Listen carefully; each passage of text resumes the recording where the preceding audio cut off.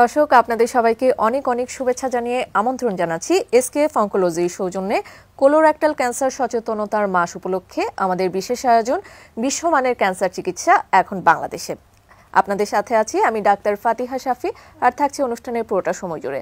দর্শক, আজ আমাদের অনুষ্ঠানের বিষয়বস্তু চূড়ান্ত করা হয়েছে কোলোরেক্টাল ক্যান্সার। কোলোরেক্টাল ক্যান্সার কি, এর প্রতিকার কি বা চিকিৎসা কি, সে সম্পর্কে আমরা আজকের এই অনুষ্ঠানে জানতে চেষ্টা করব এবং আপনাদেরও জানানোর চেষ্টা করব। আর এই বিষয়ে কথা বলার জন্য আমাদের সাথে অতিথি হিসেবে আছেন doctor S M. Nazmul Alam, cancer medicine ও রেডিওথেরাপি বিশেষজ্ঞ, টাঙ্গাইল মেডিকেল কলেজ হাসপাতাল, টাঙ্গাইল।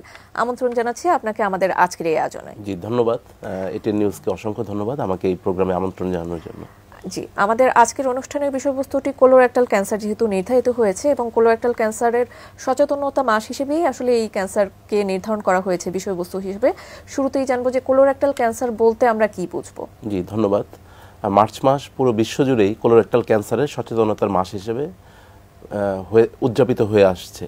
তো আমরা যদি শুরুতেই বলি যে কোলোরেক্টাল ক্যান্সারটি কি, কোলোরেক্টাল ক্যান্সারটি হলো বৃহদান্ত এবং মলাশয়ের যে ক্যান্সার, সেটিকেই আমরা কোলোরেক্টাল ক্যান্সার বলে থাকি।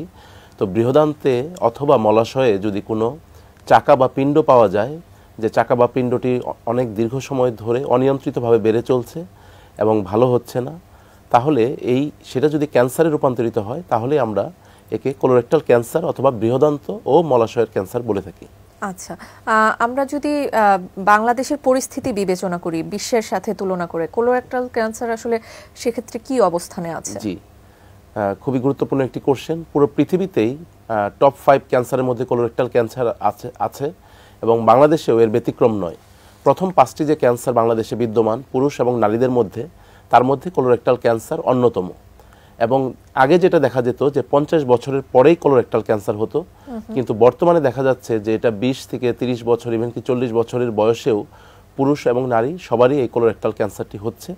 এবং একটা সমীক্ষায় দেখা গেছে যে প্রতি বছর বাংলাদেশে 12,000 পুরুষ এবং নারী এই কোলোরেক্টাল ক্যান্সার আক্রান্ত হয় এবং প্রায় 6,000 পুরুষ এবং নারী এই কোলোরেক্টাল ক্যান্সারে প্রতি বছর মৃত্যুবরণ করে। আচ্ছা, আপনি যে রেশিওটি বললেন প্রতি বছর প্রায় 12,000-এর মতো আক্রান্ত হয়ে থাকে এবং সেটির ক্ষেত্রে এখন কিন্তু নির্ধারিত কোনো বয়স সীমা নেই। তো সেই ক্ষেত্রে কি কি প্রিডিসপোজিং ফ্যাক্টরস কাজ করে? জি, তো প্রিডিসপোজিং ফ্যাক্টর যেটা ফ্যামিলি হিস্ট্রি, এটা খুবই ইম্পর্টেন্ট।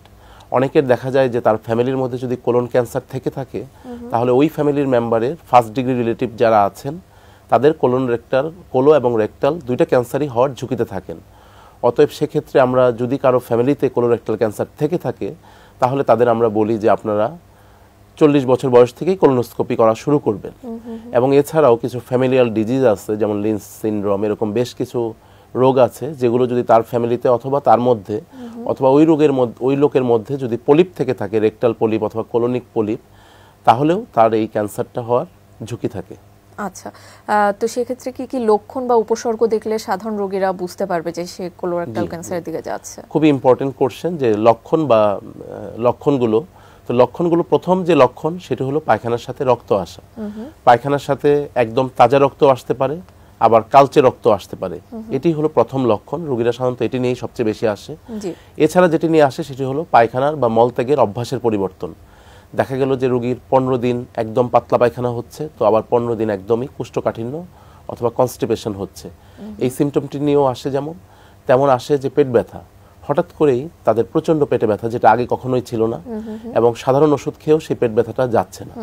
এছাড়া রোগীরা আসে আমাদের কাছে প্রচণ্ড রকম দুর্বলতা নিয়ে, অবসাদগ্রস্ততা নিয়ে, এবং হঠাৎ করে ওজন কমে যাওয়া। তারা বলছে যে আগে যেরকম ওজন ছিল আমাদের শেষ 6 মাসে 10 কেজির বেশি ওজন কমে গিয়েছে। এছাড়া যদি কোলোরেক্টাল ক্যান্সারটা অন্য কোনো জায়গায় ছড়িয়ে যায়, যেমন লিভারে ছড়িয়ে যায় তাহলে জন্ডিস নিয়ে আসতে পারে, যদি ব্রেনে ছড়িয়ে যায় তাহলে মাথা ব্যথা, বমি নিয়ে আসতে পারে, যদি লাংসে ছড়িয়ে যায় বা ফুসফুসে ছড়িয়ে যায় তাহলে শ্বাসকষ্ট নিয়েও রোগীরা আমাদের কাছে এসে থাকে।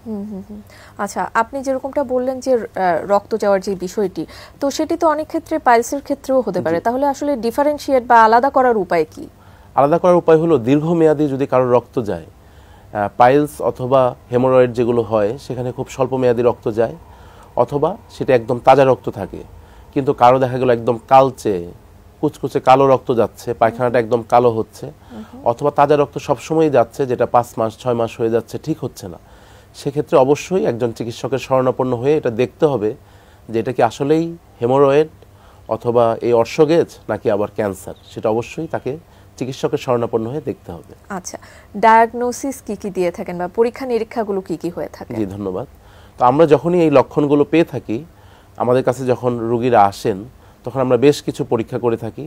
একদম রুটিন এক্সাম, যেমন একটা আলট্রাসাউন্ড হোল অ্যাবডোমেন, আমরা চিকিৎসকরা পায়খানার রাস্তায় আঙ্গুল দিয়ে দেখার চেষ্টা করি যে কোনো চাকা বা পিণ্ড আছে নাকি। তো যদি আমরা সেরকম কিছু মনে করি তাহলে আমরা প্রথম যে আমাদের মেইন পরীক্ষা সেটা হলো কোলোনোস্কোপি। আমরা একটি ভিডিও ক্যামেরা পায়খানার রাস্তায় প্রবেশ করাই, সেটা আমাদের এই মলাশয় বা রেকটাম এবং একই সাথে কোলন বা যেটা বৃহদান্ত, এই পুরোটাই আমরা এই ভিডিও এন্ডোস্কোপির মাধ্যমে আমরা দেখে থাকি। এবং দেখে যদি কোনো পিণ্ড থাকে তাহলে সেখান থেকে আমরা বায়োপসি অথবা মাংসপিণ্ডটি আমরা নিয়ে আসি পরীক্ষা করার জন্য যে এখানে ক্যান্সারের জীবাণু আছে নাকি। তবে যেটা হয় যে অনেক রোগী কোলোনোস্কোপি করতে চায় না, যেহেতু এটা একটি পেইনফুল প্রসিডিউর, যদিও এখন খুব বেশি পেইনফুল নয়। তবে আমাদের সিটি কোলোনোস্কোপিটিও অ্যাভেলেবেল আছে, যদি কেউ কোলোনোস্কোপি না করতে চায় তাহলে আমরা সিটি স্ক্যানের মাধ্যমে কোলোনোস্কোপি করি। কিন্তু সেক্ষেত্রে যদি কোনো চাকা পাই তাহলে কোলোনোস্কোপি ছাড়া আর কোনো পদ্ধতি থাকে না, তখন আমরা কোলোনোস্কোপির সাহায্যই নিই। এছাড়া যদি কারো রক্ত আসে তাহলে আমরা স্টুল পরীক্ষাটি করে থাকি যে স্টুলের মধ্যে কোনো ব্লাড আছে নাকি, যেটাকে আমরা স্টুল অকাল ব্লাড টেস্ট বলি, অথবা ফিকাল ইমিউনোলজিক্যাল টেস্ট করি আমরা স্টুলে, যে স্টুলে কোনো হিডেন ব্লাড আছে নাকি। যদি হিডেন ব্লাড থাকে স্টুলে তাহলেও আমরা কোলোনোস্কোপির দিকে আগাই। এবং এই রোগটি যখন বায়োপসির মাধ্যমে নির্ণয় হয় তখন আমরা আরও বড় বড় পরীক্ষায় যাই, যেমন CT scan chest, CT scan abdomen, CT scan pelvis, ব্যাপ্তি বোঝার জন্য যে এই রোগটা শরীরের অন্য কোনো জায়গায় ছড়িয়েছে কিনা। এছাড়া আমরা কিছু টিউমার মার্কার করে থাকি। মোটামুটি মোটা দাগে এই পরীক্ষাগুলো আমরা করে থাকি। আচ্ছা, অনেকগুলো পরীক্ষা নিরীক্ষার কথা বললেন আপনি। তো জানতে চাচ্ছি যে এই পরীক্ষাগুলো শুধু কি রাজধানীতেই অ্যাভেলেবল, যেমন আপনি টাঙ্গাইল থাকেন, সেরকম যদি আমরা জেলা বা উপজেলা পর্যায়ে যদি আমরা চলে যাই, এই পরীক্ষাগুলো কি সেখানেও অ্যাভেলেবল? এগুলো এই CT scan, chest, abdomen, pelvis যেমন অ্যাভেলেবল, এবং একই সাথে কোলোনোস্কোপিও এবং বায়োপসির যে প্রসিডিউরটা সবগুলোই অ্যাভেলেবল। আমরা জেলা পর্যায়েও সবগুলো পরীক্ষা করে রোগ নির্ণয় করতে পারছি এবং একই সাথে চিকিৎসাও দিতে পারছি। আচ্ছা আচ্ছা, এবার চিকিৎসা প্রসঙ্গে যদি চলে যাই, যে চিকিৎসা পদ্ধতি আসলে কি কি হয়ে থাকে? জি জি, আমাদের কোলন এবং রেকটাম এই দুটি আলাদা ক্যান্সার, এবং দুটি ক্যান্সারেরই সর্বপ্রথম চিকিৎসা হলো সার্জারি। যদি আমরা প্রাথমিক অবস্থায় রোগটি নির্ণয় করতে পারি তাহলে আমরা সার্জারিটাই সবচেয়ে বেশি প্রিফার করি। যে আমরা যদি কোলনে ক্যান্সার হয় তাহলে কোলেক্টমি নামে একটি অপারেশন, যে কোলনটা কেটে ফেলে দেওয়া, আর যদি রেকটামে অপারেশন হয় তাহলে এপিআর, অ্যাবডোমিনোপেরিনিয়াল রিসেকশন অথবা এলএআর বলি আমরা, এই অপারেশনগুলোই আমরা শুরুতে করার চেষ্টা করি। তো সাধারণত আমরা শুরুতে একজন সার্জনের অপিনিয়ন নেই যে উনি অপারেশন করতে পারবেন নাকি। যদি উনি অপারেশন করতে পারে তাহলে উনি ফার্স্টে অপারেশন করে, আর যদি কোনো ডিজিজ খুবই অ্যাডভান্স থাকে, লোকালি অ্যাডভান্স, দেখা গেল যে কোলন ক্যান্সারটি হয়েছে অথবা যে রেকটাম ক্যান্সারটি হয়েছে তার আশেপাশে লিম্ফ নোড বা লসিকা গ্রন্থিগুলো ইনভলভড আছে, অথবা টিউমারের যে বার্ডেন, সেই বার্ডেনটা অনেক বেশি, সেক্ষেত্রে আমরা অনেক সময় অপারেশনটা পরে করি। আগে কেমোথেরাপি এবং রেডিওথেরাপি এই দুটো দিয়ে সার্জনের অপারেশন করার মতো ফিজিবল করে তারপরে আমরা আবার সার্জনের কাছে অপারেশনের জন্য পাঠাই। আচ্ছা, চিকিৎসা পদ্ধতিগুলো নিয়ে আমরা আসলে আরো বিস্তারিত আলোচনা করব। আমাদের একটি ছোট্ট বিজ্ঞাপন বিরতির সময় হয়ে গেছে, বিরতির পর আবারও যুক্ত হচ্ছি। দর্শক, সময় হয়ে গেল ছোট্ট একটি বিজ্ঞাপন বিরতির, কোথাও যাবেন না, আমাদের সাথেই থাকুন।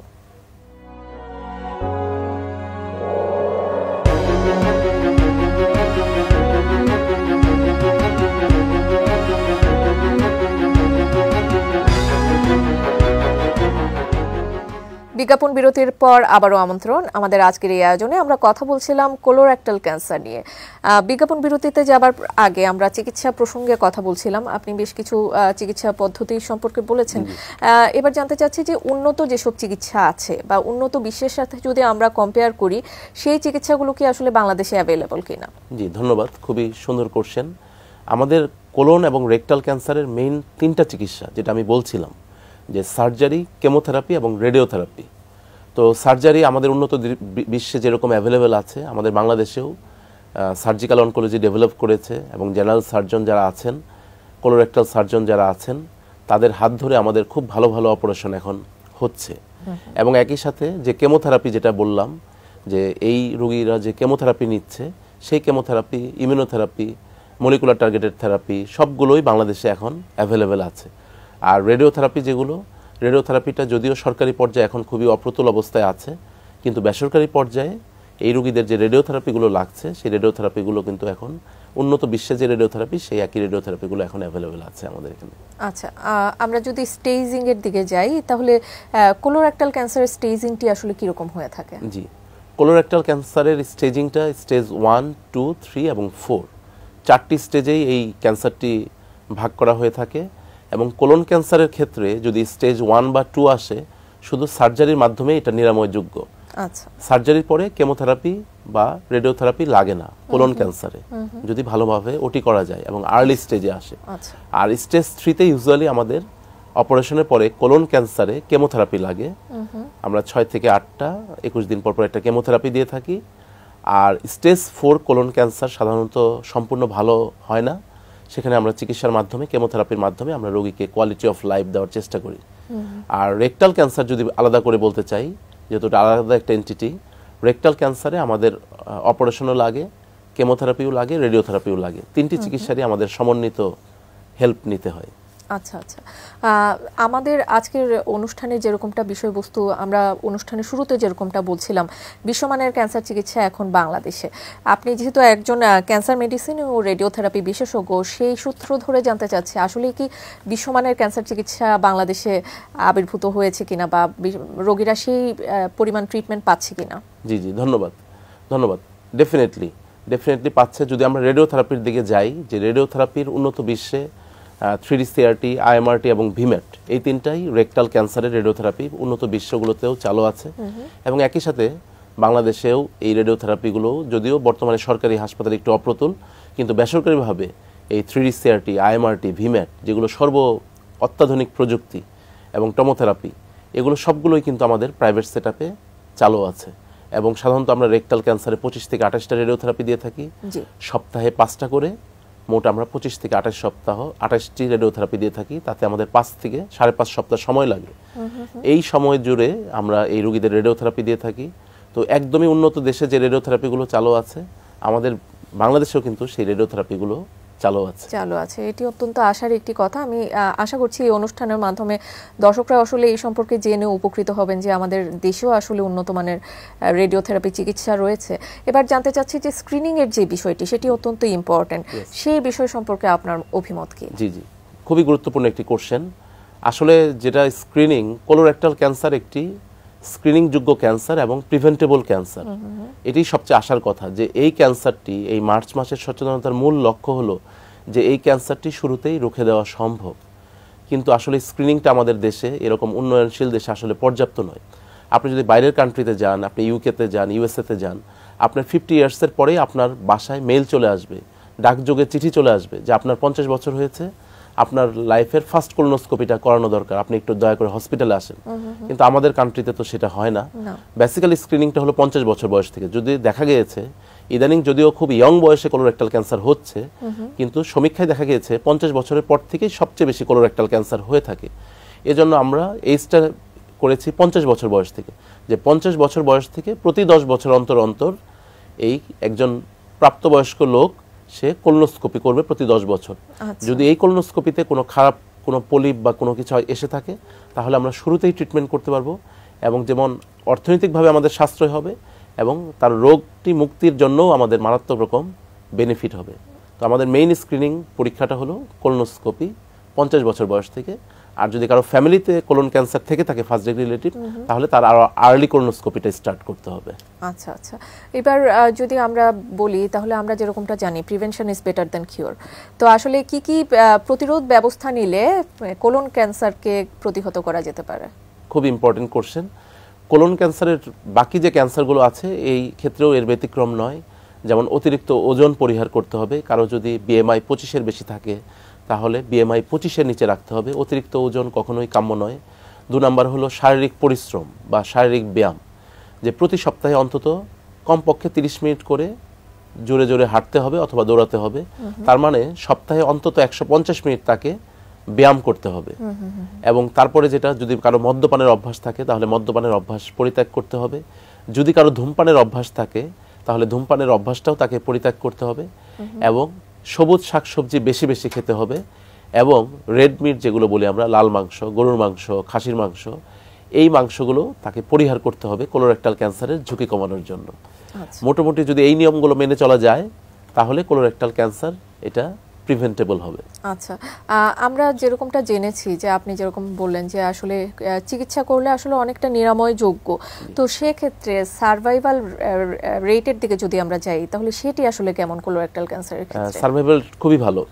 স্টেজ 1 এবং 2 যেটা আছে কোলোরেক্টাল ক্যান্সারে 70-80% সার্ভাইভাল রেট, এবং স্টেজ 3-তে 50-50 সার্ভাইভাল রেট, আর স্টেজ 4-এ তো আসলে সার্ভাইভাল রেটটা ওরকম নেই, জাস্ট আমরা কোয়ালিটি অফ লাইফ এবং তার লাইফ এক্সপেক্টেন্সিটা একটু বাড়াতে পারবো। কিন্তু স্টেজ এবং 1 এবং 2 এটাই সার্ভাইভাল রেট খুবই ভালো। দেখা গেছে যে এই ক্যান্সারটা কোলন ক্যান্সার স্টেজ 1 এবং 2-তে থাকলে এটা আর পুরো জীবনেও তার ফেরত আসে না, এরকম আমরা প্রচুর রোগী পাই। আচ্ছা আচ্ছা, আর যদি পরবর্তীতে অন্য স্টেজে 3 বা লাস্ট স্টেজে চলে যায় তখন সেক্ষেত্রে কি আসলে কি করণীয়? আমরা শুরুতে যখন স্টেজ 1, 2 অথবা 3-তে পাই তখন তো আমরা কিউরেটিভ হিসেবেই ট্রিট করি, কিন্তু যদি আনফরচুনেটলি কখনো আবার এটা রিকারেন্স হয় অথবা ফেরত আসে, সেটা আমি আগেই বলেছি, ফেরত আসতে পারে লিভারে, ফেরত আসতে পারে লাংসে, ব্রেইনে অথবা বোনসে।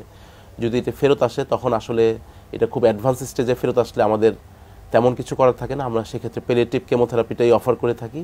সেক্ষেত্রে উনি কেমোথেরাপিটাই নিয়ে থাকে যাতে এই রোগটা নিয়ন্ত্রণে থাকে এবং উনি দীর্ঘদিন ভালো থাকতে পারে। আচ্ছা, আমরা যেরকমটা জানি যে আসলে ক্যান্সার আসলে অনেক ব্যয়বহুল একটি ট্রিটমেন্ট, এবং এই ট্রিটমেন্টের মাধ্যমে যারা উচ্চবিত্ত থাকে তারা মধ্যবিত্ত হয়ে যায়, মধ্যবিত্তরা আসলে নিম্নবিত্ত হয়ে যায়, আর নিম্নবিত্তদের কথা আসলে আর সেক্ষেত্রে আর বিশেষভাবে বলার কিছু নেই। কিন্তু এই যে এত একটা এক্সপেন্সের বিষয়, সেটিকে আসলে আমাদের সাধারণ মানুষের বহন করার ক্ষমতা আছে কিনা? খুবই ভালো কোশ্চেন। ক্যান্সার যেমন একটি দুরারোগ্য রোগ এবং একই সাথে এর চিকিৎসা পদ্ধতি মারাত্মক রকম ব্যয়বহুল।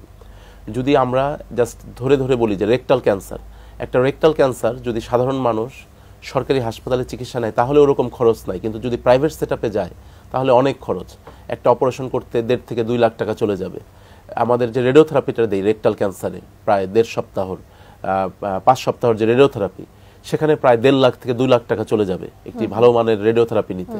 আমরা যে কেমোথেরাপিটি দিয়ে থাকি 6 থেকে 8টা কেমোথেরাপি, সেই কেমোথেরাপিতেও প্রায় 2 লাখ টাকা চলে যাবে। তার মানে দেখাই যাচ্ছে প্রায় 5 থেকে 6 লক্ষ টাকা তার প্রাইভেট সেটআপে মিনিমাম তার খরচ।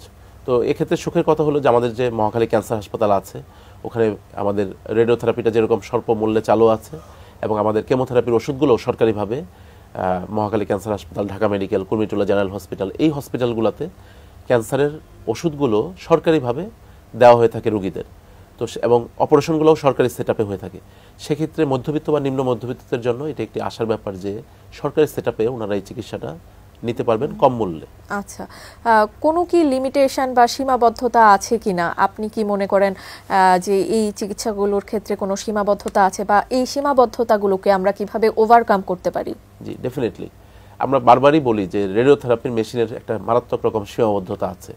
আমাদের সরকারি মেডিকেল কলেজগুলো জাস্ট আজকে এখন যেখানে বসে কথা বলছি ঠিক এই সময়টাতেই আমাদের ঢাকা মেডিকেল কলেজের রেডিওথেরাপি মেশিনগুলো নষ্ট, আমাদের বঙ্গবন্ধু শেখ মুজিব মেডিকেল বিশ্ববিদ্যালয় অথবা বাংলাদেশ মেডিকেল ইউনিভার্সিটির মেশিনটি নষ্ট, আমাদের মহাখালী ক্যান্সার হাসপাতালের প্রত্যেকটি রেডিওথেরাপি মেশিন এখন কার্যকর নয়। তাহলে সরকারি সেটআপে রেডিওথেরাপি মেশিনগুলো ঠিকমতো কাজ করছে না, বগুড়াতে রেডিওথেরাপি মেশিন কাজ করছে না। তাহলে যদি রেডিওথেরাপি মেশিনগুলো সরকারি সেটআপে যদি আমরা ঠিক করে আনতে পারি তাহলে তো আমাদের এই বেসরকারির বিশাল ব্যয়বহুল চিকিৎসাটি জনগণকে আর পোহাতে হয় না। অতএব আমার মনে হয় যে সরকারি সেটআপে আরও নজর দেওয়া উচিত। সরকারি সেটআপের যে রেডিওথেরাপি মেশিনগুলো আছে এগুলো দ্রুত চালু করা উচিত এবং এগুলো সবসময় ফাংশনিং রাখা উচিত। তাহলে ডেফিনেটলি আমাদের মতো উন্নয়নশীল দেশে আমাদের প্রাইভেট প্রতিষ্ঠানের প্রতি ঝুঁকতে হবে না, সেক্ষেত্রে আমরা সরকারি সেটআপে রেডিওথেরাপিগুলো নিতে পারবো। আচ্ছা, কিছু সীমাবদ্ধতা আছে এবং আপনি কিছু আশার বাণীও শুনিয়েছেন অলরেডি। তো আমি জাস্ট শেষ একটি প্রশ্ন রাখতে চাচ্ছি, কিন্তু তারপরেও আসলে কিন্তু আমাদের যেসব রোগীরা আছে তারা কিন্তু বহির্মুখী বা বিদেশে গিয়ে চিকিৎসা নিতে আগ্রহী, সেটির পেছনে আসলে কারণ কি সেটি সম্পর্কে সংক্ষেপে জানতে চাচ্ছি। জি, ধন্যবাদ। এটা আমরা প্রতিনিয়তই দেখতে পাচ্ছি যে ইন্ডিয়া, থাইল্যান্ড, ব্যাংকক এই সাইডের রোগীদের যাওয়ার একটি বিশাল ঝোঁক রয়েছে। বেসিক্যালি আমার কাছে যেটা মনে হয়েছে যে আমরা যদি এক ছাদের নিচে দিতে পারতাম চিকিৎসাটা তাহলে রোগীরা এইভাবে দৌড়াতো না। যেমন সার্জারি করার জন্য সে টাঙ্গাইল থেকে আসছে ঢাকায়, রেডিওথেরাপির জন্য আবার আসছে টাঙ্গাইল থেকে ঢাকায়, কেমোথেরাপিটা নিচ্ছে টাঙ্গাইলে, অথবা ঢাকাতেই বায়োপসিটা এক জায়গায় হচ্ছে তো কেমোথেরাপি আরেক জায়গায়, তো রেডিওথেরাপি আরেক জায়গায়, তো সার্জারি আরেক জায়গায়। আমরা যদি একই ছাদের নিচে একটা কোয়ালিটি ট্রিটমেন্ট দিতে পারতাম তাহলে পেশেন্টগুলো এইভাবে দৌড়াতো না। এবং একই সাথে একটা ন্যাশনাল গাইডলাইনও দরকার, যে গাইডলাইনের ভিত্তিতে আমরা একই রকমভাবে সবাই পুরো পৃথিবীতে যেরকম ট্রিটমেন্ট চলছে আমাদের বাংলাদেশেও একইভাবে চলছে, কিন্তু আমরা একটা কনসেনসাস গাইডলাইন যদি আমাদের থাকে এবং সেই গাইডলাইন যদি আমরা ফলো করি তাহলে কিন্তু রোগীর বিভ্রান্তি হওয়ার সম্ভাবনা কম এবং তারা বাংলাদেশে চিকিৎসা নেবে এবং বাংলাদেশের উপরেই তারা ফেথ রাখবে। আমরা সেই ব্যাপারে শতভাগ আশাবাদী। আপনাকে অসংখ্য ধন্যবাদ আপনার অত্যন্ত মূল্যবান সময়ের জন্য। আপনার মাধ্যমে আমরা কোলোরেক্টাল ক্যান্সার সম্পর্কে জানলাম, আরও অনেকগুলো বিষয় সম্পর্কে জানতে পারলাম। ভবিষ্যতে সুযোগ হলে আমরা এই বিষয়গুলো নিয়ে আরও বিস্তারিত আলোচনা করব। জি, ধন্যবাদ এটিএন নিউজকে এবং আমার দর্শক শ্রোতাদের যারা এতক্ষণ মনোযোগ দিয়ে অনুষ্ঠানটি দেখলেন, সবাইকে অসংখ্য ধন্যবাদ। জি দর্শক, এই ছিল আমাদের আজকের এই আয়োজন। আমরা এই অনুষ্ঠানের মাধ্যমে জানানোর চেষ্টা করেছি কোলোরেক্টাল ক্যান্সার সম্পর্কে এবং কিভাবে কোলোরেক্টাল ক্যান্সার সম্পর্কে আপনারা সচেতন হতে পারেন এবং চিকিৎসা নিতে পারেন, দেশের টাকা দেশেই রাখতে পারেন। আপনাদের জন্য অনেক অনেক শুভকামনা জানিয়ে আজকের মতো এখানেই বিদায় নিচ্ছি। সেই পর্যন্ত সবাই ভালো থাকবেন, সুস্থ থাকবেন আর এটিএন নিউজের সাথেই থাকবেন।